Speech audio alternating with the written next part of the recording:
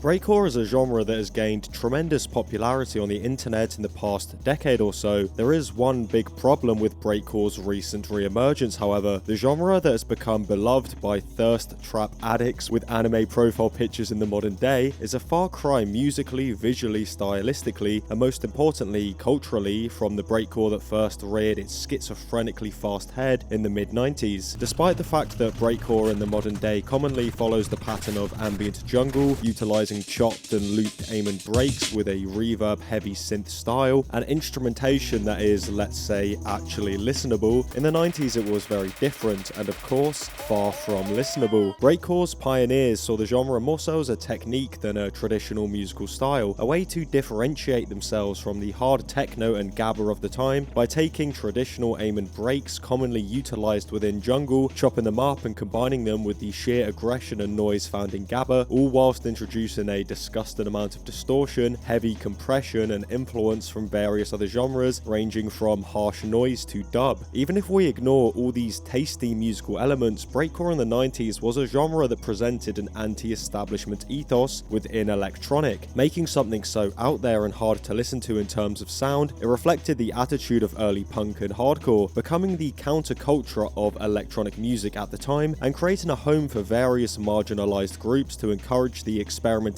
and boundary pushing within a genre, which would only expand into the early 2000s as queer culture became inherently linked to the style. This was essentially spearheaded by Alec Empire, who was able to pioneer both breakcore and digital hardcore in the early 90s, inspiring various figures within both genres to experiment further, with breakcore actually forming a scene shortly before digital hardcore, with artists such as Subjunkies, Christoph de Babylon and DJ Bleed. Breakcore and digital hardcore essentially became parallel versions of a similar concept, anti-establishment rave music, with the sounds of both essentially being melded into one label for the vast majority of fans in the modern day who think breakcore is just anything with breaks. Digital hardcore aside, breakcore truly was a genre that would never experience mainstream attention throughout its lifespan, well until it did in the modern day through ambient jungle artists that for some reason have received the label breakcore. So how has the term breakcore come to mean the exact opposite in the modern day? Music that can very easily be seen as formulaic, typically following the exact same conventions musically and visually, presenting some degenerate and unethical problems in terms of visual style and becoming what is essentially the norm in alternative electronic music. Well, in order to find that out, we need to explore the history of breakcore to truly understand how the genre definition has morphed so much, so we can figure out, has breakcore changed or was it simply always this way?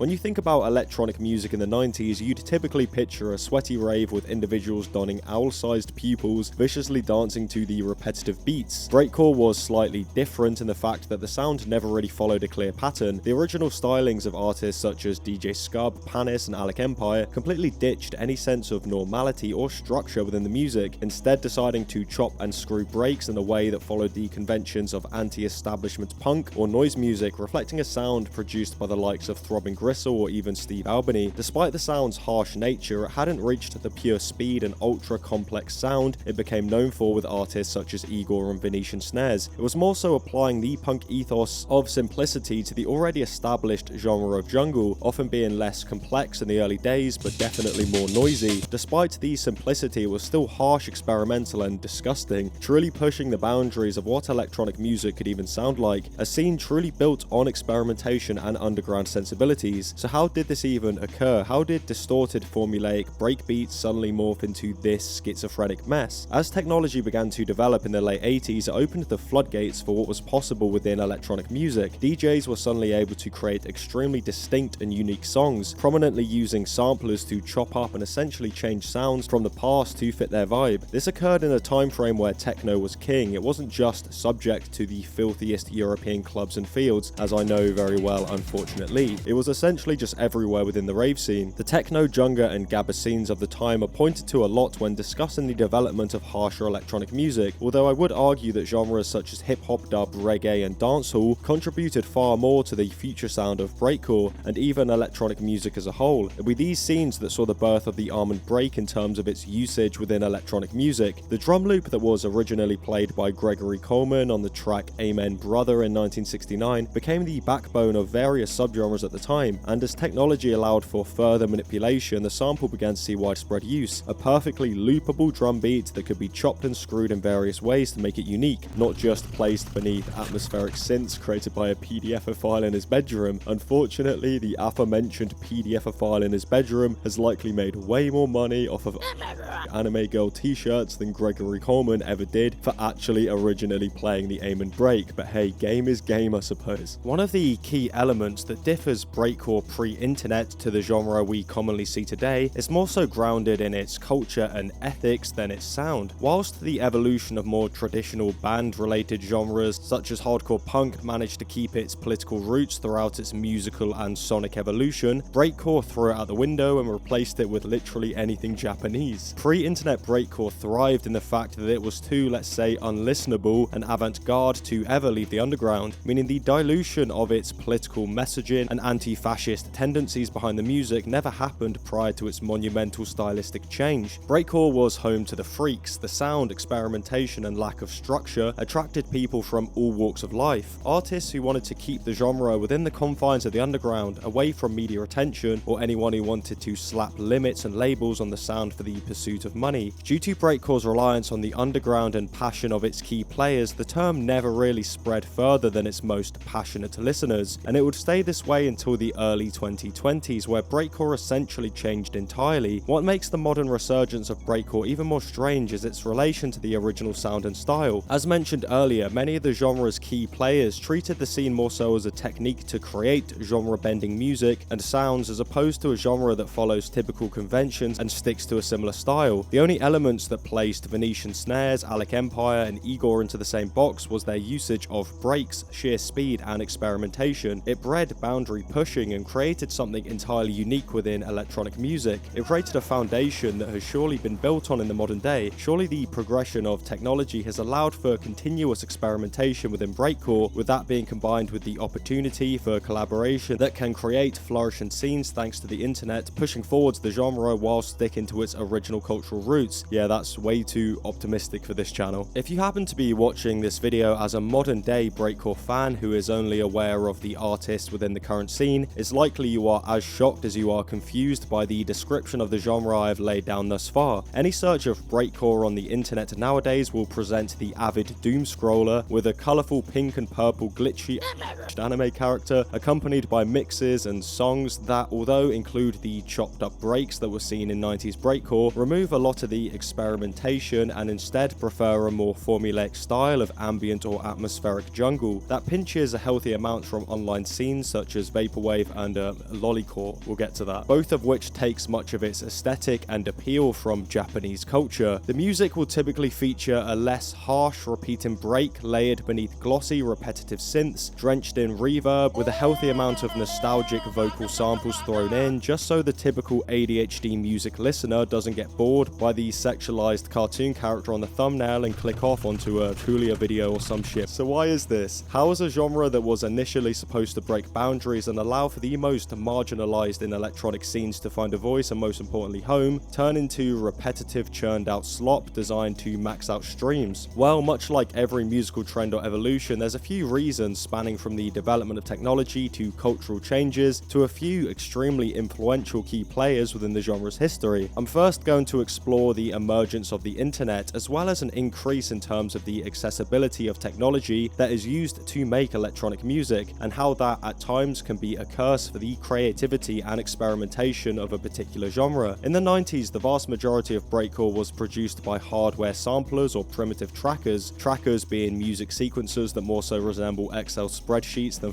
Fruity Loops. It forced the producer to make the most out of what they had, pushing the boundaries of the limited technology to experiment as much as possible. A prominent example that comes to mind is Venetian Snares, an artist who legitimately started his musical journey by riding around on his bike and recording various metal sounds on a boombox before combining each of these sounds onto a singular boombox and sequencing it in some way, creating a fast-paced metallic mess. The limitation of technology and addiction to boomboxes apparently created a ridiculous sound which sent Venetian Snares down a path of some of the most erratic and lightning-fast music that has ever come out of any electronic scene, with Venetian Snares still primarily using hardware to create his music into the 2020s and 2010s. If you compare that to a typical modern modern breakcore producer, it's leagues apart in terms of the method of creation and of course the actual sound. Say what you want about modern day electronic music, I personally think it's in a really good place, but you can't deny that music today is much easier to make and most importantly more accessible than it has ever been in the past, which amongst all the positives has one big negative: the potential for slop.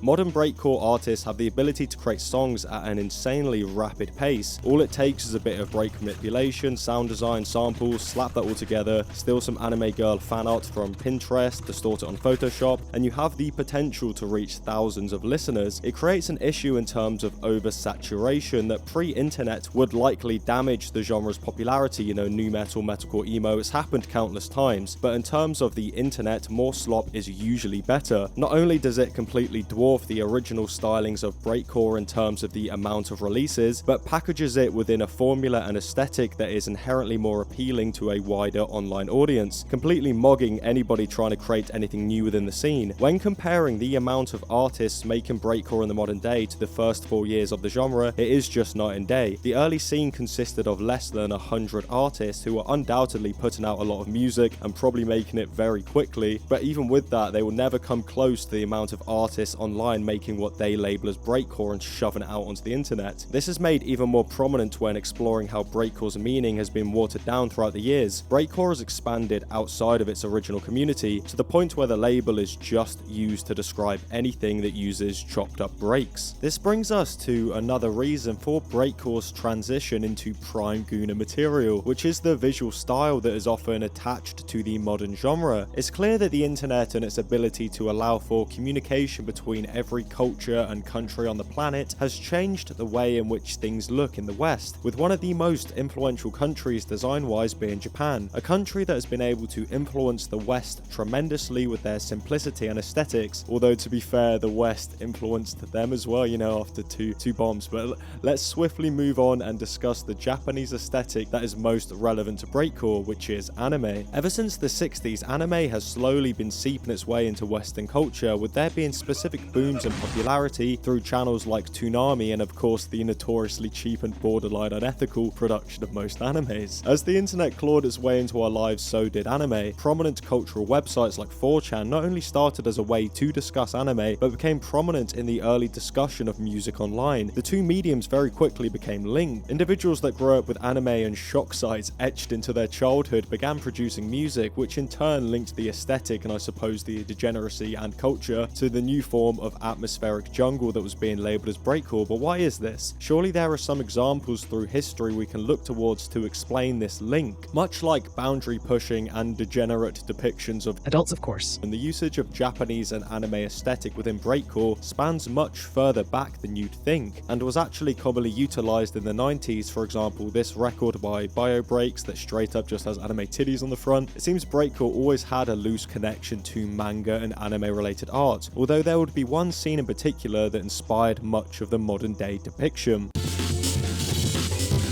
Lolicore is a style that can be loosely traced back to the Japanese electronic scene in the 90s. Despite certain DJs within this scene utilizing anime imagery alongside their traditional hardcore sound, the term lolicore wouldn't see usage until the internet, with an anonymous 4chan user claiming the term originated in 2007, although an early CDR project under the alias Gunslinger can be considered lolicore all the way back in 2004, and there are other examples before that. It doesn't really matter, to be honest. The loosely defined genre originally included harsh electronic elements being utilized alongside typical J-pop and anime intros, although quickly became linked to breakcore through various internet-based artists, the most prominent of which being Gorshit. Gorshit would emerge from his deep, degenerate cave in 2007, releasing harsh and fast electronic music that neatly sat itself within the more unethical side of anime culture. The music featured the fast-paced break and hardcore sound with high-pitched screams and anime samples alongside a visual style which was described as cutesy by Gorshit himself, but in reality is more creepy. With many of the earliest lolicore artists quote-unquote satirizing otaku culture by placing extremely of age, of course, looking anime girls within violent and often sexually strange situations, which I'm not going to show. Although lolicore inspired much of the modern day breakcore aesthetic, the sound often strayed far away from the breakcore of the past. Lolicore didn't really have a particular sound, it just utilized any hard and fast electronic electronic style it could, to make music perfect for the well-adjusted individual, mashing it all together with a comically large mallet and fitting it into the lolicore scene purely based on aesthetic. Despite my perception of the scene being largely aesthetic based, it can be argued that it more so follows the original spirit of pioneers such as Alec Empire than much of the genre into the 2000s, with its simple approach to the sampling of the breaks and more typical song structure. Fortunately for us all, lolicore would not last. As soon as lolicore began to appear on the internet, it returned to its deep dark dungeon and disappeared for a while. Although the specific label term may have vanished, the aesthetic never really disappeared and was able to make a dent on one specific terminally online kid, a terminally online kid that just so happened to change the shape and sound of breakcore forever. It's rare that you can blame one singular artist for the watering down of what a genre is supposed to mean sonically and culturally, but of course rare does not mean impossible, and when looking at the current sound of breakcore that is plastered all over your YouTube recommended tab, it's hard to ignore sewerslvt as the culprit. The artist that originally created heinous edgelord music under the alias DJ Sadboy Sheldon has made perhaps one of the biggest impacts upon the sound of breakcore throughout its short lifespan. Their style of atmospheric jungle differs enough from contemporaries to merit a separate genre label, and despite the style differing greatly from the experimental sound seen in the genre before, sewerslvt was given the label of breakcore. So this may make zero sense on the surface, although can be explained if we trace the term breakcore back to its initial emergence, where the term more so correlated with a punk attitude in the 90s, which in turn became inspired by IDM elements in the 2000s through artists like Venetian Snares, giving the genre popularity within more mainstream publications. Breakcore very quickly became linked to the idea of chaos and unapproachability. This then transitioned into the lolicore scene, which reattached the edgy persona but in a different way. Artists were focusing on more emotional themes, neatly packaged with some of the atmosphere that was later seen within Sewer's music. This was known as depressive breakcore, and although it differed sonically from what the label was used for previously, it still retained much of its style despite being more approachable. Artists such as Georgie became highly influential to Sewer, who took the sound and developed on it slightly, structuring the songs and adding more elements of drum and bass as well as ambience. It was different, but the break chopping was still present within the music, which doesn't push it too far outside of the breakcore realm. sewerslvt made music that was not only incredibly appealing to a large audience, but also inspired a metric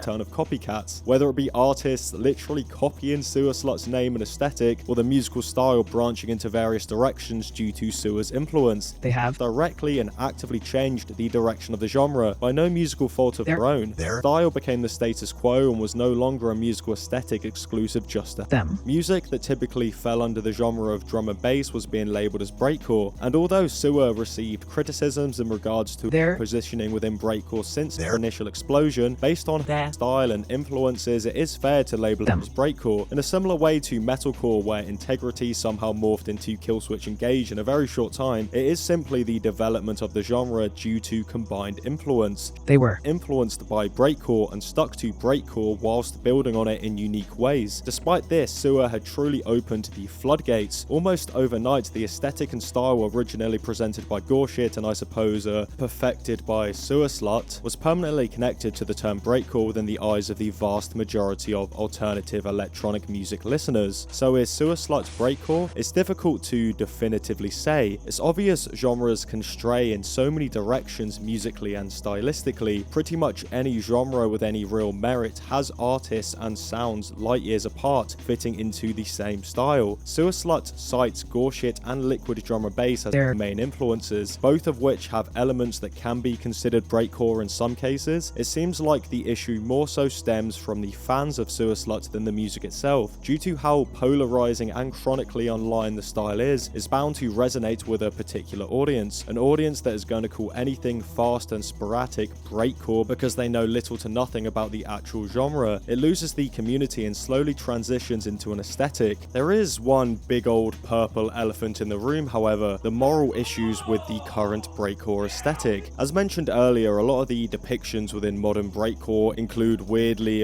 small anime girls in weird or off-putting situations, something that is clearly meant to be shocking as well as appealing for the online degenerates who consume cheese pizza in anime form and definitely don't run music live streaming channels. But what if breakcore has always been this way? As mentioned before, breakcore was always anti-establishment, and as we are well aware that doesn't always present positive imagery. This can be highlighted even further when punk strays into heavier and harsher directions. It is often accompanied by more edgy and overtly shocking imagery. Grindcore is an obvious key example, and a genre that inspired breakcore's development into the early 2000s. Everything was being mashed together to create an edgy, over-the-top breakbeat flavored stew, with even prominent artists such as Venetian Snares edging their way into cartoon, small woman aesthetics with the project Doll Doll Doll. Venetian Snares went even further than this example in certain projects, with Find Candance and the Horse and Goat EP featuring explicit, realistic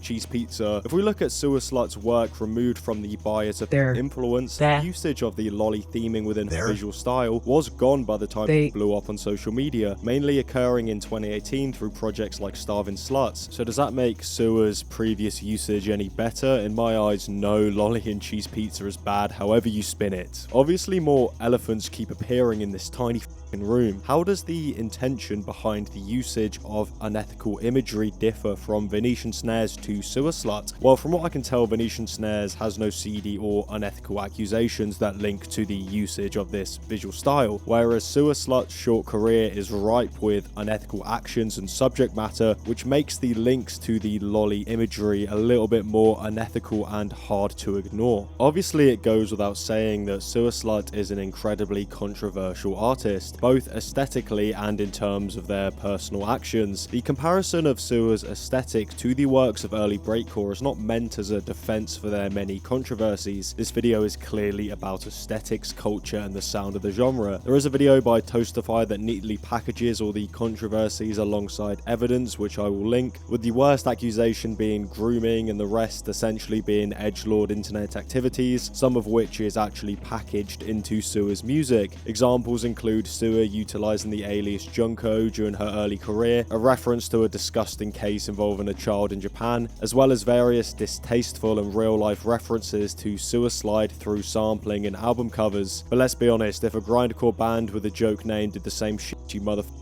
would be soy-facing with the physical copies on Twitter. There is also the case of the lolly. I think CP is disgusting regardless and should never be utilized within art. In reference to the early breakcore, in reference to Sewer, I don't fucking like it. I know another YouTuber that might. Despite these controversies being prime outrage slop for your average Twitter or Reddit user, much of Sewer's negative discussion within breakcore spaces still relates to the supposed mislabeling of sound as breakcore, alongside the lazy production of music, which could very easily prompt a discussion on whether the process used to make a particular song should affect the reaction from the listener and therefore supposed quality. But perhaps another day. I gotta max out the fucking ad revenue on this heinous platform. It's getting sticky.